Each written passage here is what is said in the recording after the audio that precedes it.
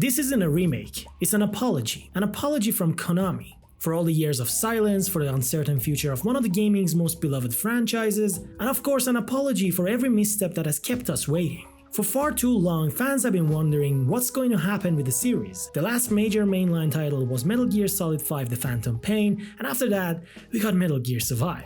So as a result, we were left in the cold questioning if Konami would ever do right by this iconic series again. But now with the release of Metal Gear Solid Delta Snake Eater, they've made a statement, and that statement is this: we hear you. We're back and we understand what this franchise means to you. By the way, this isn't just a new coat of paint or a lazy port with a few minor tweaks. This is a game built from the ground up to respect a legacy and a fanbase that has been waiting patiently for years. I've been through this jungle with Naked Snake more times than I can count. I played it on PS2, Xbox 360 and PlayStation Vita. I've been there hunting animals and fighting insane bosses and hiding under the cardboard boxes. I know these locations inside and out, but now with this remake, it's a completely new experience. A better one with an overhauled gameplay. Do you hear me, Snake? Let's get the most important point out of the way first, because this is the foundation of everything. Konami understood the fundamental truth: you do not mess with a masterpiece. The heart and soul of Metal Gear Solid 3 is its story, its characters, its cinematic cutscenes, and its unparalleled voice acting. All of that is left perfectly intact. You get to relive the entire journey of Naked Snake, witness the origin of Big Boss, and experience every confrontation with the boss and the Cobra unit exactly as you remember it. Every single line of dialogue, from the subtle flirtations with Eva to the maniacal laughter of Volgin and the iconic CQC demonstration with the boss, is preserved. For a series that's been left in such state, loyalty to the original vision is everything. It respects the legacy in a way we all hoped they would, proving that they're willing to preserve the magic, not just repackage it. The narrative of MGS3 is a complex and masterful one. Set in 1964 at the height of the Cold War, it immerses you in a world on the brink of nuclear annihilation. As Naked Snake, an operative for the Fox unit, you're dropped into the dense jungles of the Soviet Union on a mission to rescue a scientist and destroy a superweapon called Shagohod. But the mission quickly unravels, forcing Snake to confront a shocking betrayal by his mentor, the boss, and battle the formidable members of the legendary Cobra unit. The story is a tapestry of espionage, moral conflict, and the tragic consequences of loyalty and patriotism. It's a story that asks profound questions about duty, sacrifice, and what it truly means to be a hero, as well as all the usual quirks found in Hideo Kojima's works. Leaving the original cinematics and voice performances intact was a non-negotiable step. David Hayter's iconic gravelly voice, Ocelot! Laurie Allen's masterful portrayal of the boss, Why'd you come back? and the entire supporting cast are what brought these characters to life. This remake honors that, ensuring the emotional core of the experience remains untouched and as powerful as ever. As I returned, I had one vision: the world set ablaze. But if it's the same game, why should you buy it? Because while the soul is the same, the body has been completely resurrected. The visuals powered by Unreal Engine 5 are simply breathtaking. This isn't just a simple texture overhaul, by the way. The engine has been used to completely rebuild the world from the ground up, making every environment feel more alive and immersive than ever before. The character models are updated to modern standards, but they still retain that unique stylized look that made them so iconic. The new photorealistic graphics allow for more expressive facial animations and subtle details that add depth to every scene. The jungle environments, however, are where the true magic happens.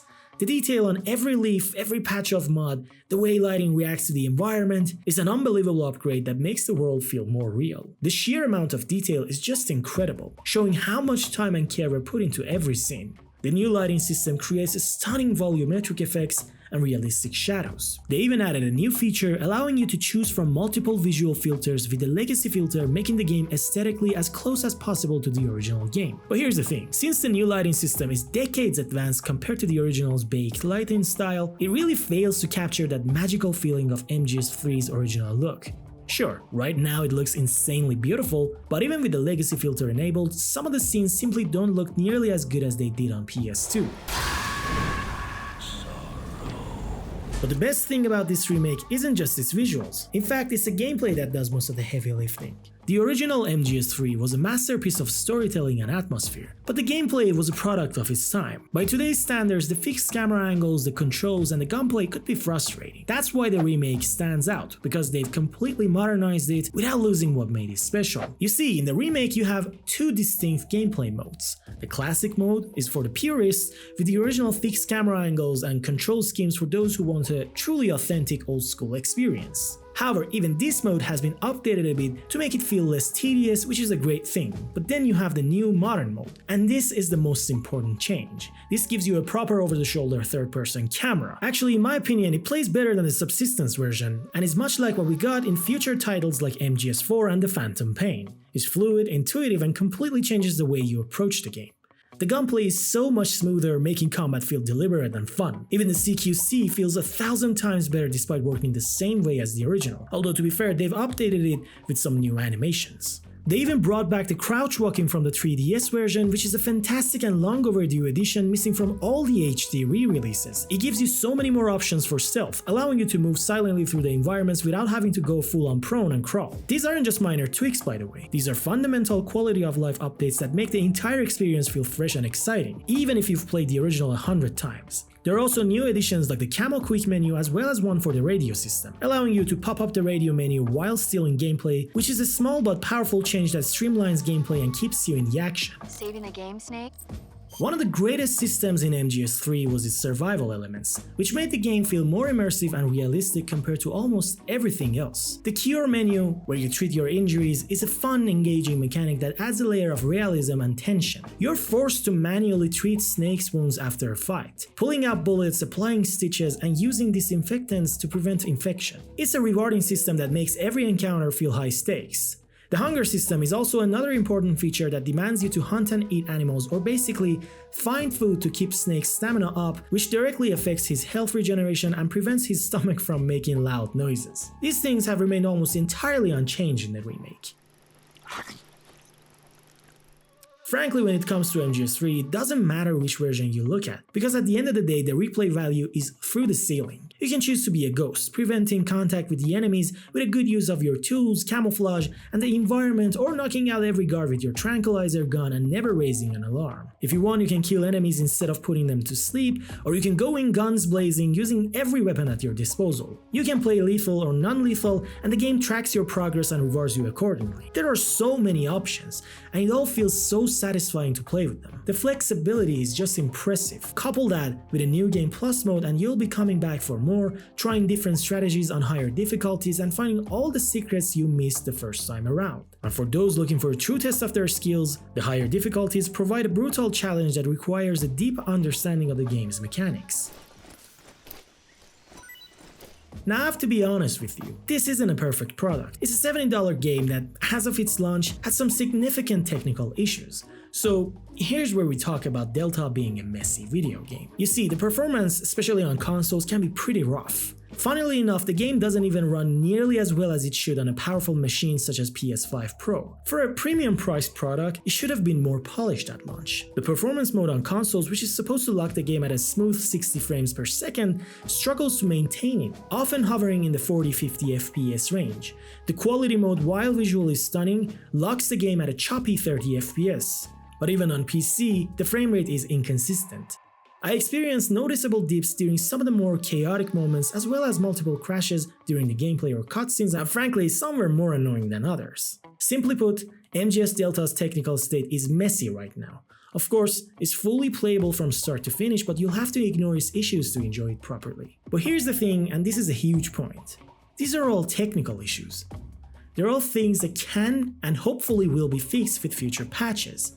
The core game itself, the design, the brilliant updates to the gameplay, the faithfulness to the original is all there and it's all amazing. So if you're someone who wants to hold out on buying it because of the performance issues, that's understandable. But just know that you're waiting for polish, not a better game. The masterpiece is already there. It just needs a little fine-tuning.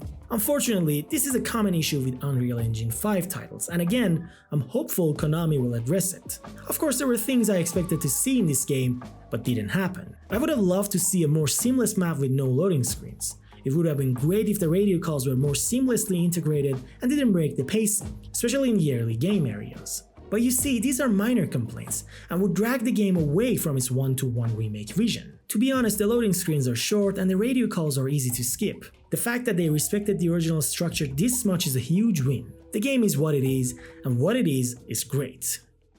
So who's this game for? The veterans of the series should not sleep on this.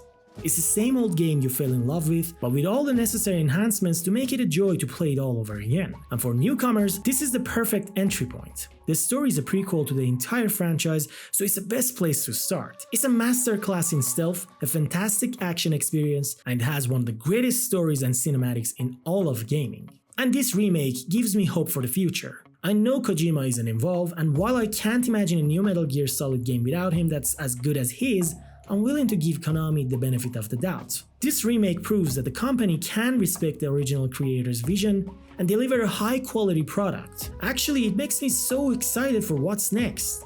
I can't wait for a potential MGS4 remake or a remaster, and if they ever decide to touch MGS5, I hope they finally add the cut content back in and finish the game this time. But for now, we have Delta, and even with its current technical flaws, it's a stunning example of how to make a faithful, respectful, and necessary remake. If you never played the series and you don't want to play the remake, at least do yourself a favor and play the MGS3 HD Remastered from the Master Collection. But I promise you, with its stunning visuals, fluid controls, and incredible gameplay updates, Metal Gear Solid Delta Snake Eater is the new standard. It's one of the most important video games ever made, and this new version has secured its legacy for a new generation. It's a game every single gamer should try. So now it's your turn to tell me, did you enjoy MGS Delta? And what do you think Konami should do with the franchise? Till the next time, I'm the Seal, signing out.